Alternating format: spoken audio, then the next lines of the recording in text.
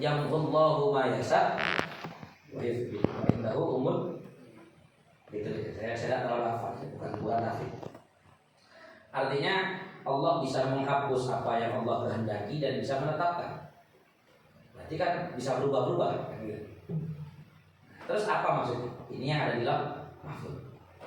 Makanya yang dimaksud qada qadar itu bisa berubah, itu yang ada di lauh mahfuz. Tapi apa yang mafi ilmillah, mohon maaf, semisal mafi ilmillah mengatakan pengurus dari situ ini telat, sudah tidak akan bisa berubah itu. Tidak akan berubah, tidak telat. Tapi kalau yang di lauh mahfuz itu semisal tidak telat, bisa saja jadi telat. Tergantung nanti Allah merubah atau tidak. Terus apa gunanya dalam mahfuz ini? Ya itu kan mohon maaf ya kalau di sini itu buku programnya malaikat gitu ya.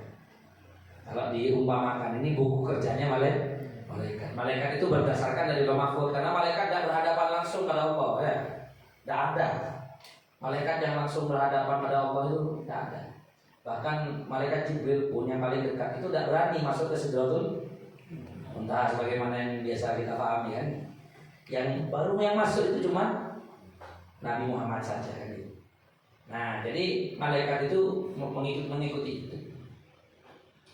Sudah, itu perihal qada dan qadar. Kemudian juga yang berkaitan dengan Allah adalah yang ini yang sering dibahas sama orang ini. Perihal bisa tidak melihat Allah. Ini ada aliran itu yang mengatakan Allah tidak mungkin dilihat. Ada yang bilang bisa. Maka jawabannya adalah bisa. Melihat Allah di dunia itu bisa. Kalau di akhirat semua aliran sepakat. Tapi kalau di dunia bagaimana? Bisa. Dalilnya apa? Satu di Al-Quran itu ketika Nabi Musa diminta, dituntut, diprotes oleh umatnya, ya kan, agar mereka diperlihatkan wujudnya Allah. Nabi Musa matur pada Allah meminta agar diperlihatkan. Jawaban Allah bagaimana? Coba kamu lihat gunung. Kalau gunung tersebut istaqarra makanaha, ya, tidak hancur, tidak pindah, maka kamu juga bisa melihat saya. Artinya kata ulama, Allah mentaklik imkanu ru'yatihi terhadap istiqrarul jabal. Artinya apa? Istiqrar dan tidaknya jabal ini kan barang mungkin. Otomatis mayu allaku alaih itu juga barang mungkin. Kemudian dalil kedua, Nabi Muhammad sendiri ketika ke Sidratul Muntaha itu juga berhadapan langsung dengan Allah. Artinya, misal dengan bertanya, katanya Allah tidak bertempat. Nabi Muhammad ke Sidratul Muntaha untuk lihat Allah, gitu kan? Maka diperjelas ini maksudnya bukan berarti Allah itu bertempat di situ, melainkan ini hanya untuk, mohon maaf ya, kayak tadi itu tasman kesaki, namanya juga kita mau menghadap ke zat yang mulia. Sudah sepantasnya zat mulia itu ada di atas kan gitu kan. Kita tasman kesaki bukan berarti Allah di sana. Sama kayak kita doa dan sholat tuh. Kita sholat menghadap Ka'bah kan, menghadap Ka'bah. Apakah berarti Allah di sana? Tidak. Buktinya apa? Kalau doa menghadap ke langit kan gitu kan. Loh kok beda tempat? Nah, ya bukan, ini cuma kiblat saja, cuma perumpamaan saja. Ya, cuma perumpamaan saja. Itu. Sudah, itu perihal Allah yang mungkin harus kita pahami bersama. Kalau untuk sifat-sifat rinciannya ini sudah ada di kitab-kitab jenengan lebih tahu. Ya, artinya kalau ada yang tanya kenapa kok sifat 20, ya tinggal dijawab aja. Ini hanya metode. Tidak harus kamu itu ma'rifatullah pakai ini, tidak apa-apa. Bisa langsung pakai Al-Quran, mohon bisa ya, gitu kan. Ini faktanya kan melarang, gitu. Melarang. Makanya ini metode Imam Sanusi agar kita itu mudah ma'rifatullah, tanpa harus baca Al-Quran awal akhir, tanpa harus jeling langit kan gitu kan. Kalau diceritanya Nabi Ibrahim kan gitu kan, lihat bulan, lihat matahari, tak usah kau tuh seneka. Tidak harus nador seperti itu. Apakah juga dianggap nador? kita mempelajari kitab sudah cukup. Sebagaimana keterangan ulama, orang yang memperkuat ma'rifatullahnya hanya dengan baca kitab atau mungkin diajari oleh guru, itu sudah tergolong nador, sudah gugur itu kewajibannya. Gitu. Sekarang tentang Nabi, ada beberapa hal yang kalau tentang sifat kita mungkin sudah paham semua ya. Cuman beberapa hal yang perlu saya tekankan adalah satu, ciri fisik. Seorang Nabi itu punya karakter fisik yang hampir dipastikan rata. Semua Nabi begitu. Satu adalah mereka dari Bani Adam. Tidak ada Nabi dari jin ya. Tidak ada. Kedua, Nabi itu pasti laki-laki. Misal jenengan tanya, kok tidak ada Nabi perempuan? Mohon maaf, Nabi itu kan dituntut untuk jadi pemimpin, dituntut punya harus memberi contoh, berarti harus bekerja keras kan? Nah, kalau perempuan kan susah, kan gitu. Terus Nabi ini dituntut untuk bertemu dengan segala macam orang. Kalau perempuan kan susah gitu. Makanya itu logikanya ya. Walaupun ada pendapat yang mengatakan Sayyidah Maryam itu Nabi, tapi ini lemah ya. Pendapat yang kuat itu tadi karena tidak masuk akal kalau seandainya Nabi itu perempuan, karena susah.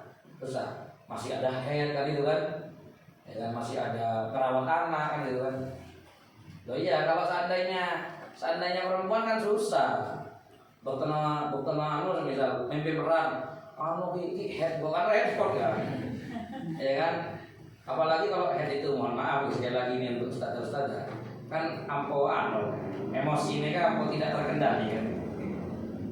Nah, bayangkan kalau seandainya mimpin perang waktu kayak gitu. Kalau kamu lagi kirim di pasukan ini ya. Tembak ini kok. Artinya banyak keadaan yang sulit ketika itu perempuan. Kemudian yang selanjutnya adalah ciri fisik seorang nabi itu sempurna. Secara tubuh itu sempurna. Tidak ada nabi itu yang punya kekurangan, baik itu dari segi kesempurnaan secara fisik ataupun dari segi kebagusan. Jadi mohon maaf ya, nabi jelek itu tidak ada. Ya. Nabi cacat itu tidak ada. Yang kedua, juga Nabi punya penyakit bawaan lahir itu tidak ada. Tidak ada. Jadi Nabi itu utuh ya, utuh. Misal punya penyakit bawaan lahir buta, itu tidak mungkin. Tapi kan ada Nabi buta. Iya, tapi itu bukan bawaan lahir. Kalau jadi untuk ya contoh ya seperti kasusnya Nabi Ayub yang punya penyakit agak parah itu. Kemudian juga kasusnya Nabi Yakub yang punya penyakit buta. Maka ulama bahas. Ada dua pendapat. Ada yang mengatakan ini penyakit betulan. Fakta, artinya memang benar-benar sakit parah, ya, memang benar-benar buta. Maka kalau mengikuti pendapat ini, maka yang maka bertentangan dengan katanya penyakitnya bermasalah. Nabi itu tidak mungkin ada penyakit bermasalah. Maka jawaban ulama, ini yang dimaksud tidak memiliki penyakit dan tidak memiliki cacat fisik itu adalah cacat fisik yang dari bawaan lahir. Kalau yang muncul di pertengahan setelah orang meyakini beliau nabi, tidak masalah, karena tidak akan mengganggu status dakwah, kan gitu kan. Loh, apa bedanya punya penyakit dari lahir dengan sudah besar? Beda. Mohon maaf. Kiai yang sudah diakui kiai kemudian sakit, punya penyakit bermasalah gitu, dengan dari kecil sudah bermasalah, ini kan beda. Mohon maaf, dari lahir pincang. Semisal ada kiai seperti itu, ini kan perasaan kan aja tak nyaman kan. Beda halnya dengan kalau dia sudah jadi kiai dan kita sudah hormat pada beliau, kemudian beliau pincang dan beliau sabar, kita malah tambah luar biasa hormatnya. Luar biasa. Kiai ini walaupun diberi keadaan yang seperti ini tetap berdakwah kan itu kan. Beda halnya dengan yang dari lahir buta. Kita sudah ragu dari lahir kan. Aduh, dia kan bisa abai mulai kan gitu kan. Itu. Sudah, itu kalau ikut pendapat yang mengatakan dua kasus nabi ini itu fakta dan benar-benar penyakit real ya, penyakit asli. Tapi kalau ikut pendapat yang mengatakan maksudnya butanya Nabi Yakub ini bukan sekedar bukan buta kayak orang tak kelihatan itu, bukan. Hanya sekedar ada kotoran di matanya yang susah untuk lihat. Artinya tidak buta sebenarnya. Tapi mungkin karena dulu itu teknologi tidak kayak sekarang, jadi agak susah cara penyembuhannya. Ada yang bilang begitu. Ada yang bilang lagi contoh seperti penyakitnya Nabi Ayub, itu bukan penyakit yang kayak dicerita ada olah dan segala macam itu, bukan. Saking cuma penyakit, ya penyakit pada orang pada umumnya. Cuman karena memang Nabi itu diuji, walaupun penyakitnya normal, umatnya ini oleh Allah ditakdir untuk benci dengan Nabi Ayub. Intinya seorang Nabi tidak mungkin punya cacat fisik, intinya begitu. Sudah. Jadi secara sifat, kemudian juga ciri sifat. Sifat itu kan kita tahu kan ada 5 ya. Sifat bukan 5, 9. Sifat wajib, wajib 4, mustahil 4, kemudian 1 jaiz kan gitu. Nah, sebagaimana kita tahu Nabi itu untuk sifat wajibnya itu kan ada siti, fatona, amanah dan tabligh ya kan ya. Ini kita sudah paham. Cuman ada beberapa hal yang perlu saya tekankan lagi di dalam sifat tabligh. Maksud dari sifat tabligh itu Rasul itu wajib menyampaikan tablighu ma umira bitabligh, menyampaikan sesuatu yang memang Rasul diperintah untuk menyampaikan tersebut. Artinya begini, ada beberapa hal yang memang Rasul itu tidak boleh menyampaikan, ada. Makanya di dalam hadis lain itu dijelaskan, kata Rasul, saya itu diberi 3 macam ilmu. 1, ilmu itu saya tidak boleh menyampaikan pada siapapun. Yang kedua, ilmu ini saya wajib menyampaikan pada umat saya. Yang ketiga, ilmu ini saya diberi pilihan oleh Allah untuk menyampaikan atau tidak. Ilmu pertama ini ilmu kenabian. Ilmu kenabian khusus Nabi. Umatnya tidak mungkin dikasih tahu oleh Nabi ya. Langsung letup mungkin umatnya mungkin kalau dikasih tahu kan. Yang kedua ini adalah ilmu syariat ya. Ilmu dhahirus syariat. Dhahirnya syariat. Kayak sholat, kemudian zakat dan seterusnya ya, fikih-fikih seperti yang kita baca itu. Itu Rasul wajib menyampaikan. Yang ketiga itu fikih batinus syariat, batin sebuah syariat ya, atau biasa dengan disebut ilmu tasawuf. Ini Rasulullah itu diberi pilihan oleh Allah untuk menyampaikan atau tidak. Makanya Rasul ini untuk hadis ketiga ini, Rasul itu hanya menyampaikan ke beberapa punggawa sahabat saja, ke beberapa sahabat besar saja. Contoh semisal Abu Hurairah. Abu Hurairah bilang, saya oleh Rasul diberi 2 ilmu. Yang satu ilmu saya memang diwajibkan untuk menyampaikan. Tapi untuk ilmu kedua ini, kalau saya menyampaikan, leher saya akan dipenggal oleh orang-orang.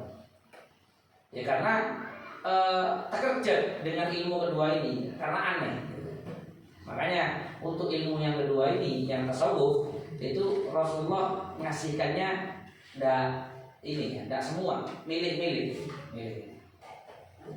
Nah, jadi sifat tabligh itu artinya Rasulullah itu wajib menyampaikan bukan semua ilmu, tapi yang ilmu yang diperintahkan untuk disampaikan. Nah, kaitannya juga dengan sifat tabligh ini adalah pertanyaan begini, mungkin tidak Rasulullah itu lupa? Maka jawabannya lupa dalam arti apa? Kalau lupa itu dalam arti sahwun bahasa Arab, maka Rasul itu mungkin, seorang Nabi itu mungkin, seorang Rasul ya. Tapi kalau lupa dalam arti nisyan, maka seorang Nabi tidak mungkin. Apa bedanya sahwun dengan nisyan? Nisyan itu lupa yang susah ingat, itu nisyan. Kalau sahwun itu yang lepas kecil itu, yang biasanya kadang moro-moro ingat boleh gitu kan. Sebentar kadang ingat sekali langsung ingat gitu. Kadang tak usah diingatkan langsung ingat, itu sahwun. Ya. Tapi kalau nisyan ini yang lupa, ya nisyan ini contohnya kayak kita ke Nato Mafia kan. Nah ini nisyan ini kan. Nisyan tak ingat boleh bukan. sudah disetor. Ya. Namanya juga sudah setor, tak ada lah. Itu nisyan. Nah kalau sahur Nabi itu mungkin, bahkan wajib. Contoh Nabi sholat duhur atau asar, saya lupa ya kejadiannya dengan Dzulyaden itu. Hadisnya Dzulyaden, Nabi lupa sholat cuma 2 rakaat.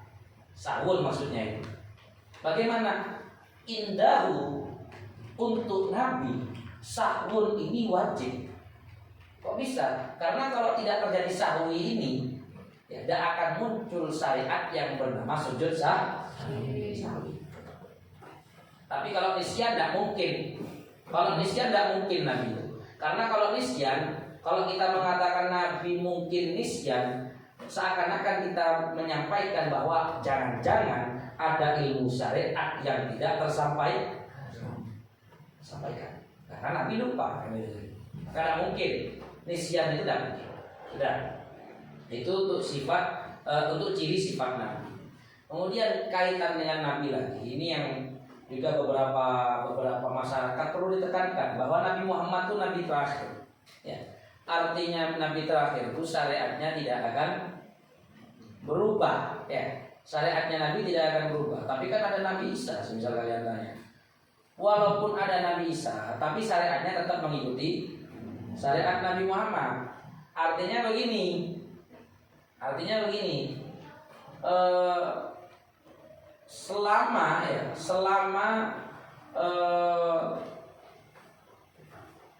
bukan selama, dari sekarang sampai kiamat nanti, Al-Quran dan hadis itu tidak akan tergantikan. Artinya kalau ada ajaran baru yang keluar dari Al-Quran dan hadis, maka sudah pasti ditolak. Itu mardud, itu bukan syariatnya Nabi Muhammad sudah. Artinya ya seandainya dan kayaknya bakal ini ya, walaupun seandainya tapi bakal. Sekarang kan kita paham syariat itu dari 4 madhab, melalui dari 4 madhab. Ada madhab Hanafi, Maliki, Syafi'i dan Hambali. Artinya bukan berarti syariat itu terkunci di 4 madhab ini, tidak menutup kemungkinan nanti di zaman akhir akan muncul madhab baru. Yang penting tidak keluar dari Al-Quran dan hadis. Artinya seandainya nanti ada yang membawa ajaran baru, madhab baru, maka kita koreksinya terhadap Al-Quran dan hadis. Kalau keluar dan berlawanan dengan Al-Quran dan hadis, maka sudah dipastikan itu bukan ajaran syariat, jelas ya. Kecuali nanti Imam Mahdi. Maksudnya kecuali bagaimana? Begini, Imam Mahdi itu nanti diutus oleh Allah ya, dilantik oleh para wali abdal. Imam Mahdi itu akan membawa syariat baru, bukan syariat baru, akan membawa ajaran baru. Ya, maksudnya ajaran baru itu tetap ngambil dari Al-Quran dan hadis. Cuman madhab beliau benar-benar berbeda dengan madhabnya ulama 4 ini. Ya. Contoh di zaman Imam Mahdi, salib itu akan dihancurkan semua, babi itu akan dibunuh semua oleh Imam Mahdi. Kalau di syariat kita, ya kan? Kalau syariat kita tidak boleh, bukan syariat, maaf ya, di madhab kita ya, di madhab kita tidak boleh moro-moro menghancurkan gerejanya orang, kan tidak boleh, ya kan? Oleh di madhab Syafi'i tak oleh gitu. Makanya kalau ada aliran yang moro-moro ngebom gereja itu, mereka tak bener menang. Itu sudah ada dari itu. Tapi kan di Imam Mahdi besok kan Imam Mahdi kan belum keluar, misalnya ada Imam Mahdi kan gitu. Orang-orang itu kan ada Imam Mahdi gitu kan. Artinya kalau di fikih kita ya, kayak hijrah, kayak apa, menjatuhkan imam ya,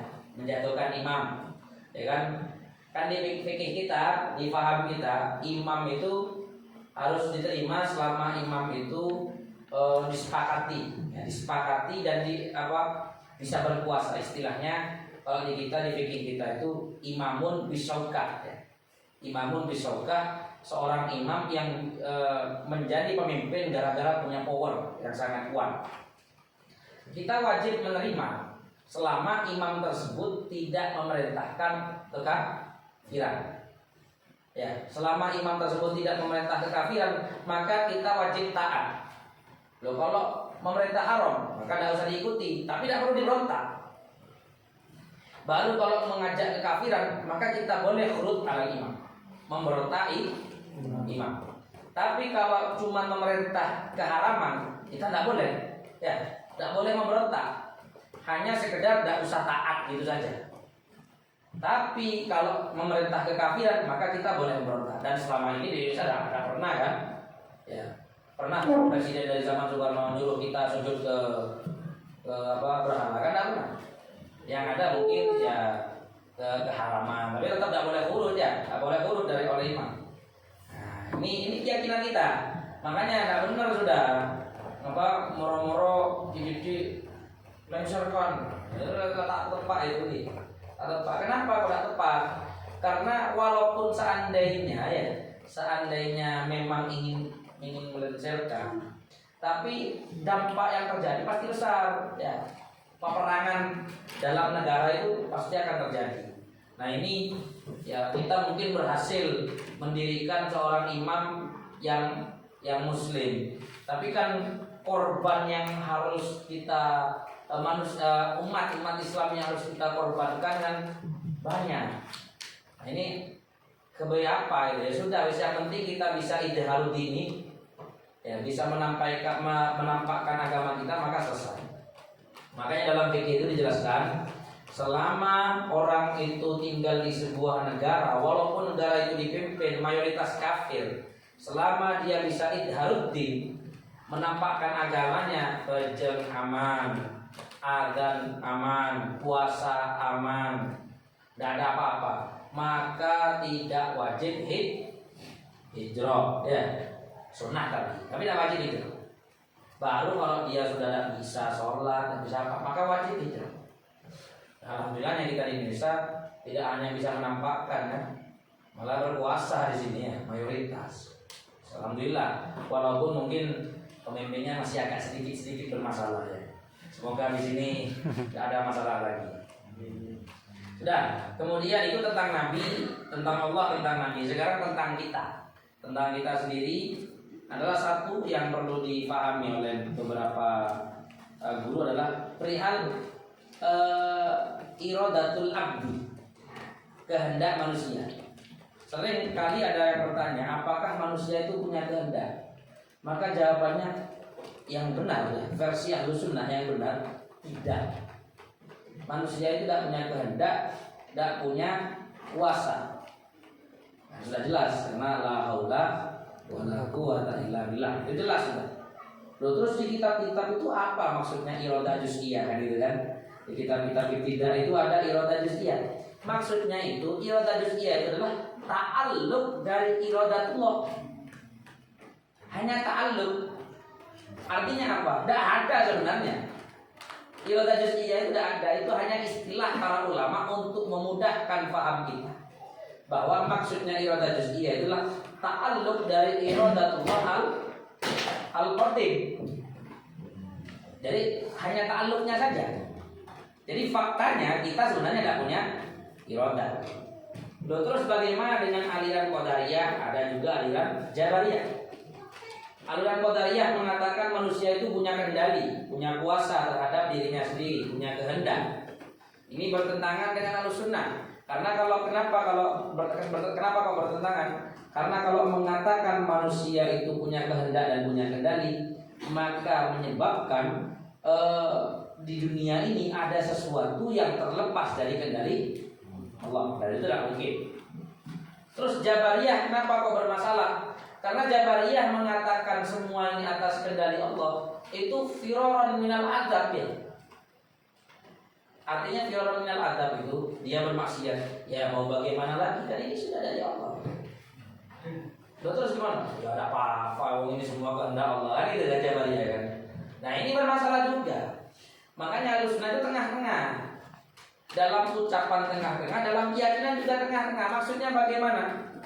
Maksudnya itu kita ini semua itu dipergerakkan memang oleh Allah. Bermaksiat atau beribadah pun khairihi wa syarihi minallah.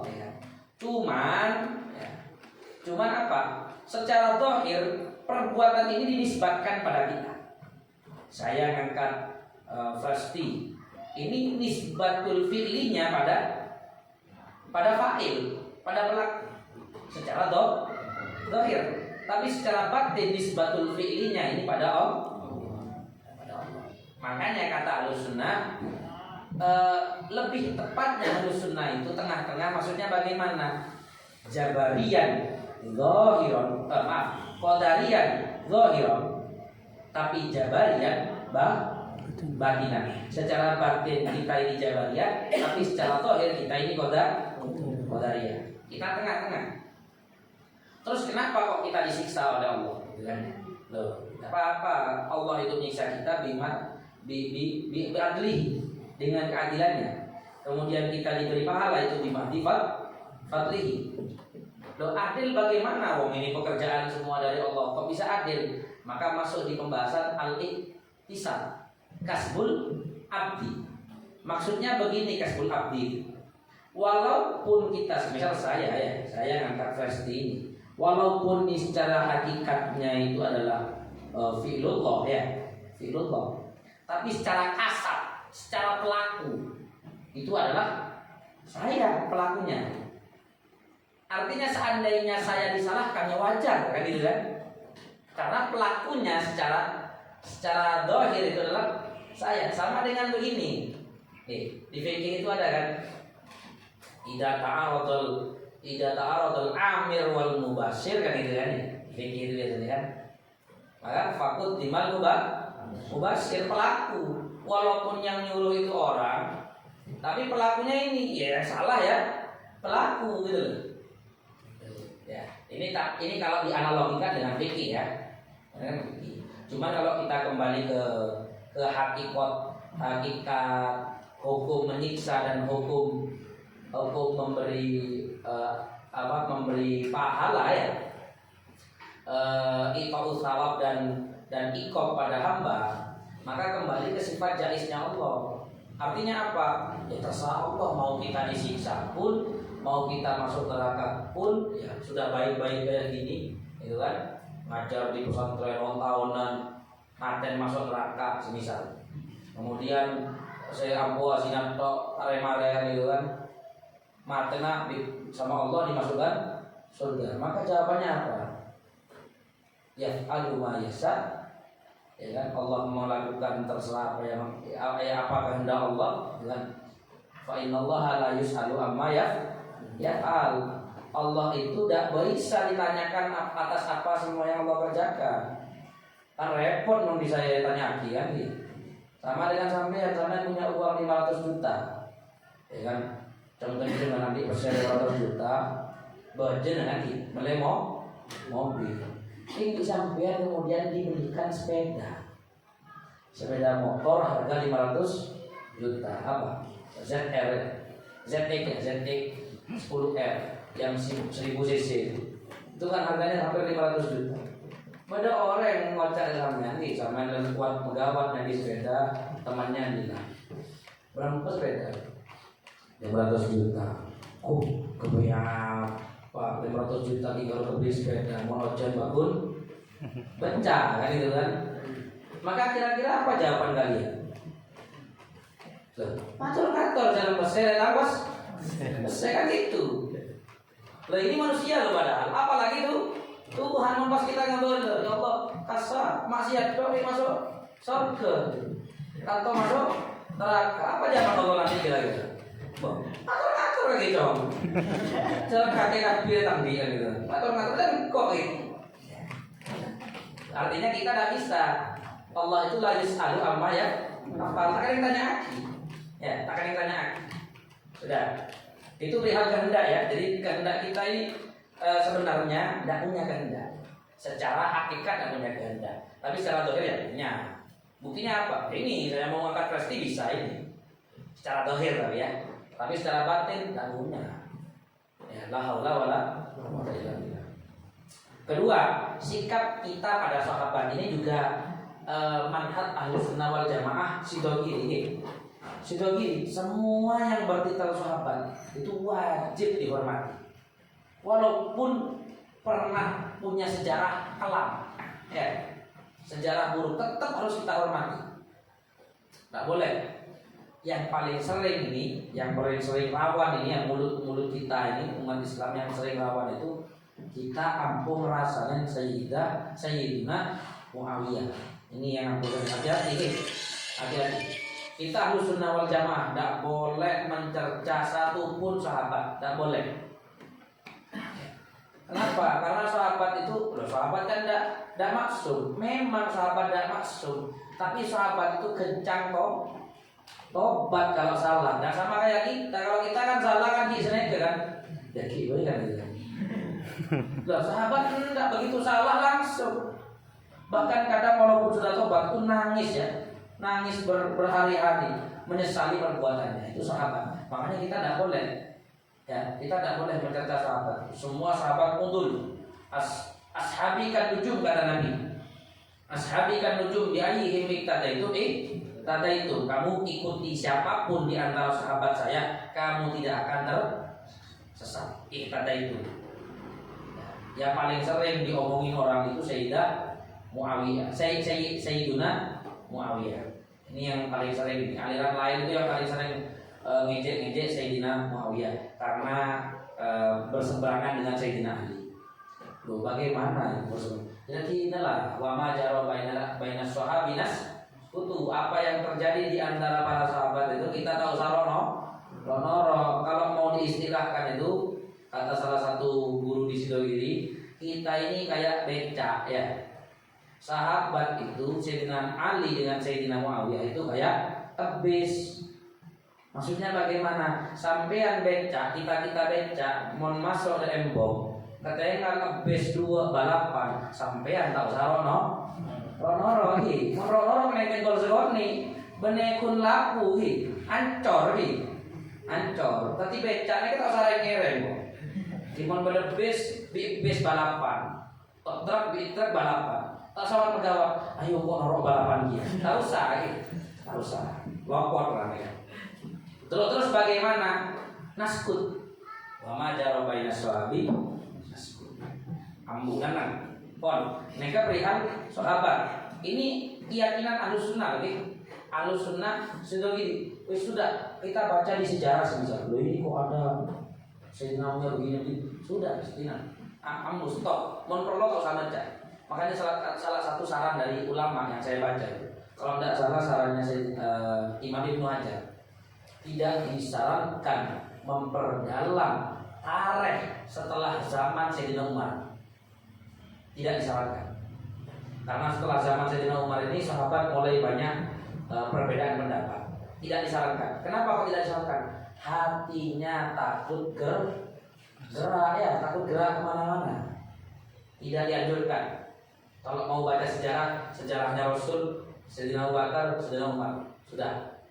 Setelah itu kan penting, ya penting juga.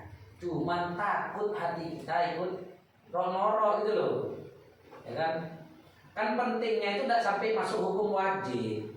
Artinya daripada hati kita ini berubah gara-gara baca sejarah ini, yang penting tidak usah dibaca. Gitu.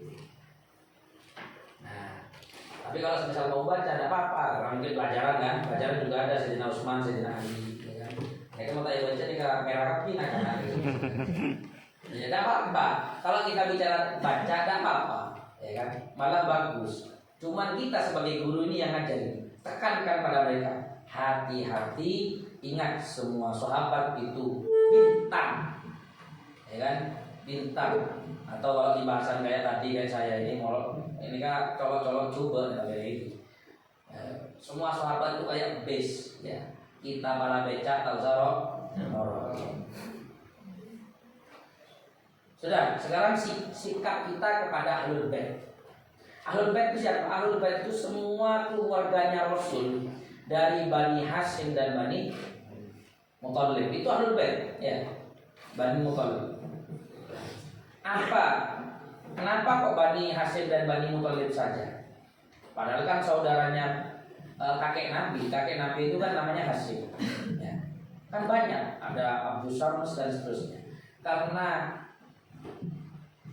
Karena yang sangat dekat dengan kakek Nabi yang bernama Hashim ini adalah Muthalib, yang semak itu, ya, yang semak. Jadi istilahnya apa? Zawil Qurba, ya. Jadi saudara jauh sebenarnya, tapi hubungannya erat. Akhirnya seperti saudara dan dekat. Makanya kata Nabi, Banu Hashim wa Banu Muthalib syai'un wahid. Situ, pada di situ kata Nabi. Karena hubungannya erat. Anak turun Bani Muthalib ini semua dekat sama Nabi, semua membantu Nabi. Nah, ke semua keluarga Nabi ini, walaupun mohon maaf ya, walaupun bukan anak turun Nabi, ini yang dibahas bukan anak turun Nabi, belum zuriyatun Nabi ini masih saudara saja. Walaupun mungkin punya pengalaman atau punya sikap tidak baik pada Nabi dulunya, tetap harus kita hormati. Ya. Kalau yang sampai mati tidak punya sikap baik, contoh kayak Abu Lahab. Nah, bagaimana? Oke lah, dia kafir, dia dapat laknatnya Allah. Tapi kita orang yang sebagai umatnya, ya cukup oneng cek kafir, cukup tahu kalau ini dilaknat Allah. Empon nih, tahu sahabatnya aja. Maksudnya bagaimana kalau sahabat terlalu dibesar-besarkan? Saya mau cerita aja. Ada seorang sahabat, ini bisa kalian seorang ulama besar, bahkan terkenal wali. Ini di kitab, kalau kalian ingin baca bisa di kitabnya Syekh Said Ramdhan Al-Buti, kitab Hadza Walidi di bagian akhir itu Syekh Said Ramdhan cerita tentang seorang ulama. Ya. Ulama ini munafajah itu terutama belajar maghrib, apa maghrib apa subuh, maghrib kayaknya itu mesti baca surat Tabat. Dan maghrib mereka mesti baca surat Tabat yada abi lahab. Ini kan surat khusus mencaci Abu Lahab dan istrinya. Mereka Al-Quran kan tak kira cemocol Al-Quran kan. Sering begitu. Sampai suatu ketika, pada suatu malam ketika beliau tidur, beliau mimpi bertemu Rasul. Ketika mimpi bertemu Rasul, bunga, senang. Mau sowan. Dan ketika mau sowan ini Nabi ini tak menjulurkan tangannya. Terus bilang Nabi itu, ya kakak lada ya, pakutan paman. Rasul itu, takaklah hajat dia itu pakutan paman. Dan cukup pangeran lah, saya mau cari tanpa paman. Banyak sarok moro. Engkau tak kau kayak ini Abu Lahab ya, jelas tak genai. Nabi Muhammad masih punya sifat manusiawi kan, Pada disampian nanti paman, tak kena paman ini, tak kena sah. Kira-kira memang beda orang mau cari entah. Kenapa tak terkalah sama tak pegel? Akhirnya kan aku uli, lakar pamer tak guna kan? Akhirnya kan tak nyaman gitu. Ini yang jelas-jelas Abu Lahab. Yes, ini kembali ke hadis. Ini kan cerita ya, Kembali ke hadis. Ketika Nabi Muhammad ini hijrah ke Madinah, Nabi Muhammad punya sepupu namanya Darrah kalau tidak salah. Saya lupa, dicek lagi ya. Darrah bintu Abi Lahab, putri dari Abu Lahab. Begitu nyampe di Madinah, orang-orang tahu semua, orang-orang Ansor, sahabat Ansor ini tahu kalau ini putrinya Abu Lahab. Rasanya Mosona putri dari Mosona Nabi Muhammad, tak kena bapak gitu. Darrah ini ngedin kayak apa ya? Karena bapaknya dihina-hina juga menghina dia. Sowan ke Nabi, udah ada kesalahan, pacar udah tak rono apa gitu. Kira orang itu me cawak-cawak betul. Nabi itu setelah dimadulin begitu sama sepupunya ini ya. Padahal ini sepupu anak dari Abu Lahab yang dulu jahat dengan Nabi. Nabi itu langsung merah, langsung ngamuk pegel, langsung bilang ke sahabat, engkau Rani salah apa dawaan gitu. Sampai bilang gitu nah. Ke sahabat Ansar. Engkau salah apa dawaan teker nyakein engkau kelaban nyakein tang keluarga. Saya punya salah apa ke kalian? Kok kalian sampai menyakiti saya dengan cara menyakiti saudara saya? Itu kan ada di Al-Qur'an itu kan. Ya Pak. Illal mawaddah fil qurba itu kan. Saya tidak minta apa-apa. Yang saya minta itu cuma tolong cintai saudara-saudara saya. Ini saudara ya bro ya. Sekali lagi ini saudara, belum keturunan ini. Makanya hati-hati loh. Ya, apalagi sekarang ribut-ribut nasab ya. Tahu sarok norok ini. Kita sarok norok pun. Tak sarok norok. Ya, kita di Sidogiri diajarkan begitu. Tidak usah ikut-ikut. Loh, kan tapi juga begini kiai ini kiai. Ampun, lagi sampai ini kan becak kan. Gelar lah. Becak, tahu sarok norok pertandingan kebe sih. Tak sarok norok. Takok penyok kebe. Lah kita tidak usah ikut-ikut. Apalagi ini yang kaitannya dengan keluarga Nabi. Ini rawan ya. Iya mau bener, mau salah. Ayo, apa tak kepotokan saya di sampean? Ya kalau kadung tengah ada fungsi ini sebisa ya kan. Ternyata si ini saya salah. Ya kan? Aku ketemu Nabi Muhammad. Yang kita harapkan apa?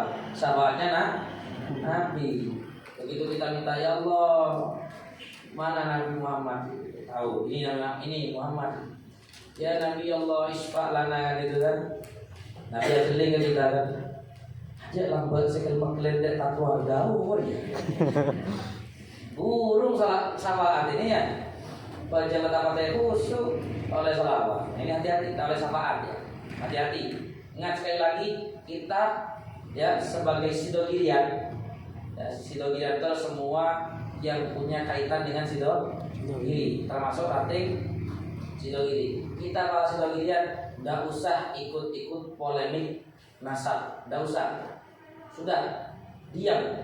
Sebagaimana pesannya Rasul, ya kan? Idza marajat muhutuhum. Ini pesan Rasul pada sahabat ketika akan menghadapi zaman yang penuh fitnah. Idza marajat muhutuhum wa khaffat amanatuhum. Ketika perjanjian mereka sudah bercampur aduk. Uhud, marajat itu campur aduk.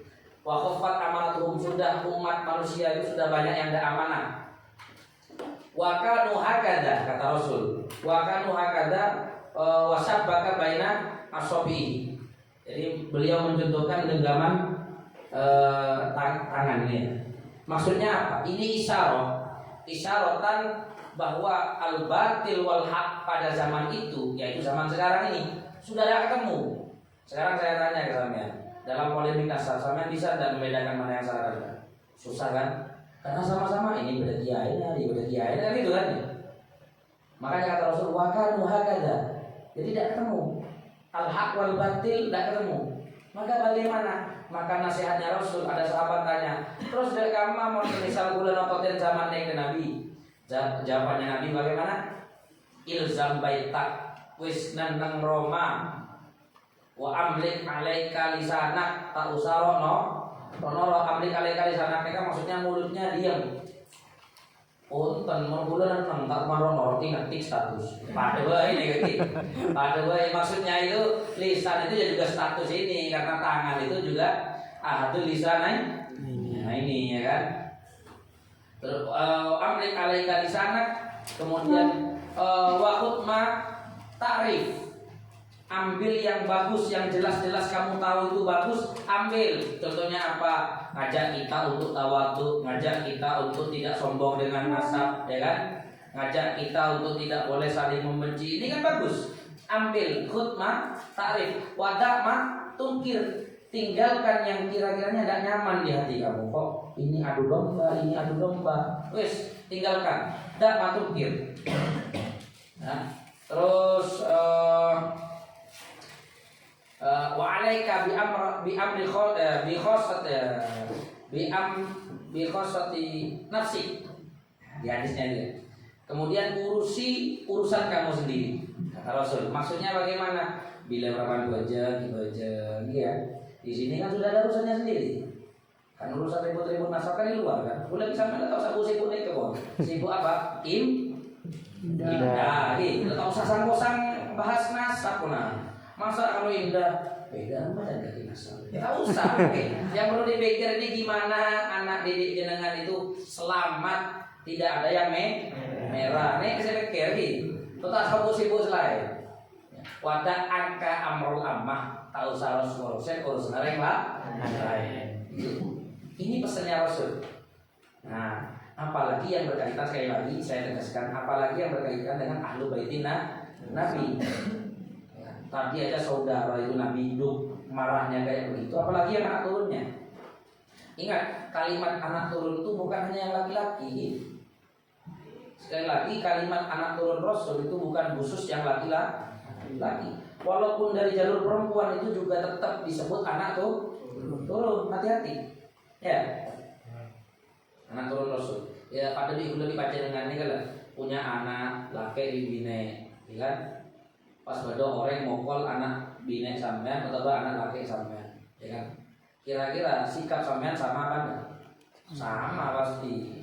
Mon beda, mon anak laki ekokol sampean ngamuk, anak bine ekokol sampean tak ngamuk, sampean tak bersih. Mungkin kok bisa dibedakan kayak gitu. Bajena normalnya mon anak bine ini lebih pegel daripada anak laki kan harusnya gitu. Intinya yang namanya keturunannya Rasul itu, sekali lagi saya bilang keturunan, bukan Habib. Kalau Habib itu dari jalur laki-laki. Keturunan, saya bilang keturunan. Semua keturunan Rasul itu wajib kita hormati, wajib kita sayangi.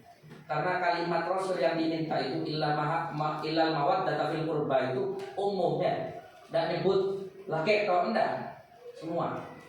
Sudah hati-hati. Itu manhaj silogi.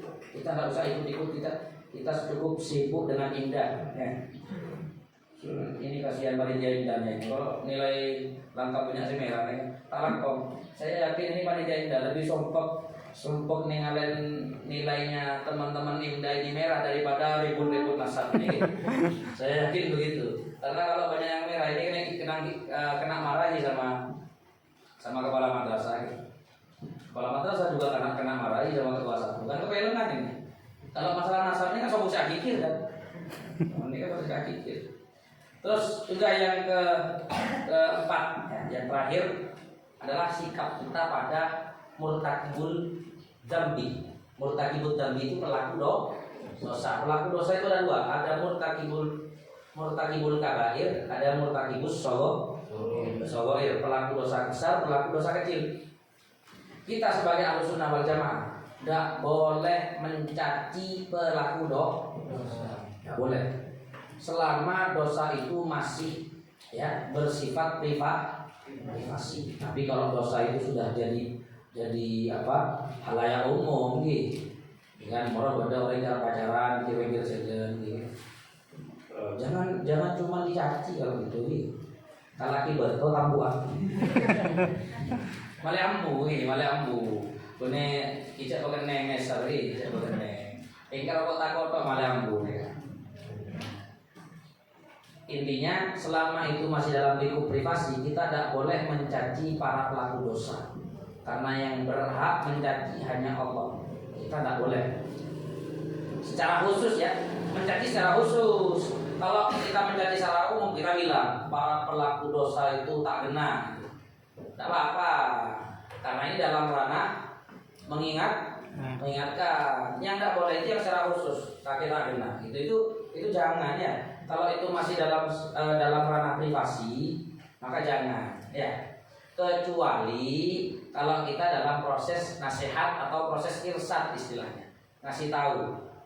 Nah, jadi ada nasihat, ada irsad, ada amar ma'ruf nahi munkar. Ini beda, ini perlu diketahui, ini beda.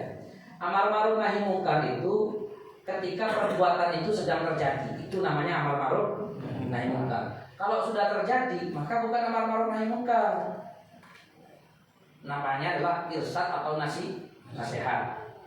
Maka beda, metodenya beda. Kalau amar ma'ruf nahi mungkar, jenengan melihat kemungkaran, maka jenengan itu oleh Allah diberi izin untuk melakukan tindakan agar kemaksiatan ini dihentikan. Izinnya dalam apa? Sebagaimana di hadis, ya kalau bisa dirubah dengan tangan, ya dirubah dengan tangan, kan gitu kan? Kalau bisa dirubah dengan mulut, ya dirubah dengan mulut. Kalau tidak bisa, maka ingkar bil qalbi wa huwa ataful iman. Artinya sekali lagi saya contohkan, jenengan melihat orang berpacaran, jenengan melihat orang minum khamr, maka bagaimana? Rubah dengan tangan kalau bisa, ya kan? Bambu, gitu kan ya. Kalau iya, di fikih begitu. Dan ini wajib hukumnya, hukumnya wajib. Tidak boleh didiami, gitu kan? Kecuali jenengan takut, ya. Jadi saya dempal ini. Nah, ini kan kok mau negor ya? Ya lah, kor ya. Bonyok kapi mulai ini kan. Maka boleh apa? Ingkar bil qalbi, gitu kan? Tidak bisa berubah dengan tangan, dengan mulut, maka ingkar bil qalbi. Ini amar ma'ruf nahi mungkar. Tapi kalau sudah terjadi, ya kan? Sama ini boleh Pak sama muridnya sebentar Pak kasar tak pojok Pak kasar pacaran Pak gila Pak, ini kan sudah terjadi kan? Maka dalam ranah nasihat, kalau dalam ranah nasihat sampai itu lebih pelan, ya. Tidak boleh dinasihati di depan umum, tidak boleh. Ya dipanggil, ya celah, ya coba gitu. Jadi beda. Kalau amar ma'ruf nahi mungkar, jenengan keras itu boleh. Tapi kalau nasihat jangan, karena dia sudah dan melakukan perbuatannya. Bisa jadi dia sebenarnya sudah tobat, kan gitu kan? Sebenarnya dia sudah tobat, dia sudah menyesali karena kita baru tahu, gitu kan? Kita nasihati kan gitu. Bisa jadi dia sudah tobat dari tadi kan gitu. Karena tobat itu kan nggak nunggu waktu. Kan kita aja yang kadang detik-detik kan gitu kan. Ini bahaya sobat sombong tobat detik-detik ini. Tak kok detik mati semakin gitu kan. Nah, ini namanya murtakibul dzambi. Nah, kemudian ketika membahas pada murtakibul kabair, tadi itu murtakibul dzambi secara umum. Nah, ketika membahas murtakibul kabair, ini ada aliran yang mengatakan, ada dua aliran. Ada aliran yang mengatakan pelaku dosa besar, ya, pelaku dosa besar. Pelaku dosa besar itu sudah tidak akan masuk surga. Dia akan selamanya masuk neraka. Dia sudah ada Islam lagi. Ada yang mengatakan pelaku dosa besar itu tidak apa selama dia itu beriman, kan gitu kan? Loh, kok bisa ada mengatakan begitu? Ya ini gara-gara salah memahami hadis. Yang mengatakan selama dia beriman maka layadurru alaihi ma'asi, tidak berbahaya maksiat pada dia. Kenapa? Karena ya ini hadis andalan kita kali. Hadis miftahul jannah. Bagaimana? Mangqala la ilaha illallah dakhalal jannah. Nah, mereka lebih sampai mereka asal mirip di aliran ini. Ini hadis ini seakan-akan mengatakan selama dia iman pada Allah, yang meyakini bahwa la ilaha illallah, maka dia pasti masuk surga, tidak akan berbahaya. Jadi aliran tadi terlalu berpegangan pada hadis ini, ya, menafikan hadis yang lain. Nah, sedangkan aliran yang tadi yang mengatakan bahwa murtakibul kabair itu pasti masuk neraka, itu karena berpegangan pada hadis. Kata Rasul, tidak ada orang beriman, orang muslim yang berzina, dia dalam keadaan sedang beriman. Artinya orang yang berzina, zina itu kan dosa besar, itu imannya sudah ada. Ini terlalu berpegangan pada hadis ini. Seakan-akan orang pelaku dosa semuanya itu pasti masuk neraka. Nah, kita di tengah-tengah, Ahlussunnah wal Jamaah di tengah-tengah. Bagaimana murtakibul kabair itu maksudnya tidak beriman itu dalam keadaan waktu maksiatnya, ya. Artinya apa? Dia lupa pada Allah, maksudnya begitu. Artinya setelah itu ya iman sebenarnya. Ya, satu takwil ini. Takwil yang lain mengatakan, oh maksudnya ini imannya berkurang. Jadi ketika berzina iman turun, gitu kan? Makanya di Ahlussunnah kita al-iman ya situ yang iman itu bisa berkurang dan bertambah. Hadis yang lain mengatakan yang tadi itu, maqala la ilaha illallah hal jannah itu, Ahlussunnah bagaimana menanggapi hadis tersebut? Maksudnya selama orang itu mukmin, orang itu pasti masuk surga. Walaupun mungkin mampir kader dan neraka gitu. Ya. Jadi digabungkan antara dua hadis ini. Itu namanya Ahlussunnah wal Jamaah. Jadi kita tidak boleh mengkafir-kafirkan orang lain, itu tidak boleh, ya. Karena kafir itu min wadhifatil ulama, termasuk urusannya para ulama. Ya, kita yang mungkin masih ilmunya ya sedengan ini ya kan, apalagi yang kadang cuma ngajar al-Miftah kan itu kan, tidak mendalami ilmu yang lain. Ini sudah bukan urusan kita masalah takfir. Sudah, aliran Ahlussunnah wal Jamaah itu tidak gampang mengkafirkan orang lain, juga tidak gampang membid'ahkan orang lain. Ya. Jadi selama kita tidak tahu ini hukumnya apa, maka lebih baik kita diam. Kecuali kalau kita tahu jelas-jelas ini perbuatan maksiat, ya kan, contoh ada orang berzina, kamu lihat, ya, karena perlu mamang kan. Kan menurut ambil kata orang zina kan tak usah kira-kira dosa aja ya. Kan tak usah kira-kira saja kan. Sampai aja bermasalah berarti menurut kira-kira saja kan. Ada orang minum khamr, kan tak usah mamang kan, sudah jelas. Makanya ada istilahnya apa? As-syara'i al-ma'lum minad-din bid darurah. Ada syariat-syariat atau hukum-hukum yang diketahui ya dengan kita masuk Islam. Bahkan orang belum masuk Islam pun tahu kalau itu dosa. Zina, ya, terus tidak sholat, ya kan, kemudian apa, tidak puasa, tidak zakat, minum khamar, membunuh. Ini bukan orang Islam pun, non Muslim pun tahu kalau di Islam ini juga jelas. Nah, kalau ini kan jelas, jelas. Baru mau saya mengremang sampai mending menang, ya, mending diam.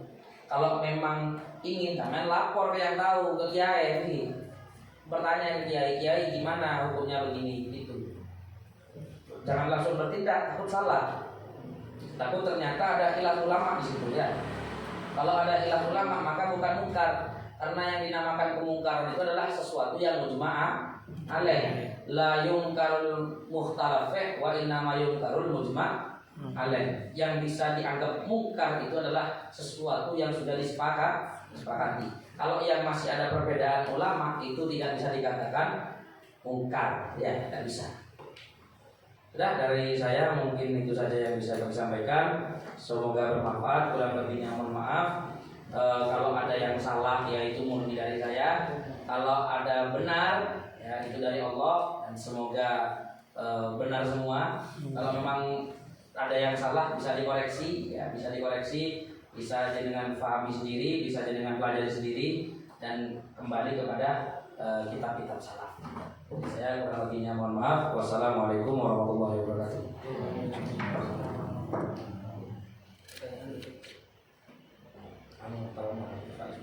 Ulama itu Ustaz. Sudah ada pertanyaan lagi ya Ustaz? Monggo.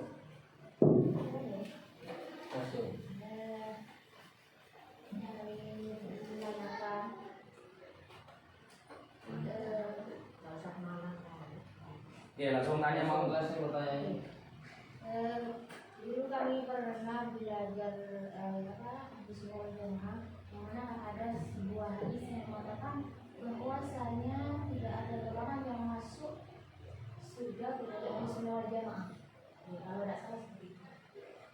Terus bagaimana kalau seumpamanya ada aliran ilmu yang lain yang mengkaitkan dengan Al-Quran, wa ma khalaqtul jinna wal insa?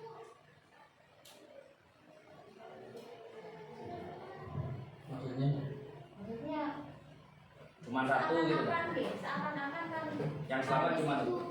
Hadis itu mengklaim Ahlus Sunnah wal Jamaah. Kalau seumpamanya selain Ahlus Sunnah wal Jamaah ada di mana? Berarti semuanya kan masuk neraka.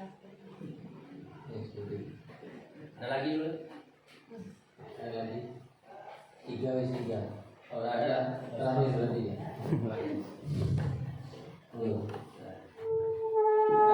Begini, itu hadis masalah firqah, hadis masalah firqah. Yang terakhir itu kan firqah Najiyah, itu ditafsir oleh ulama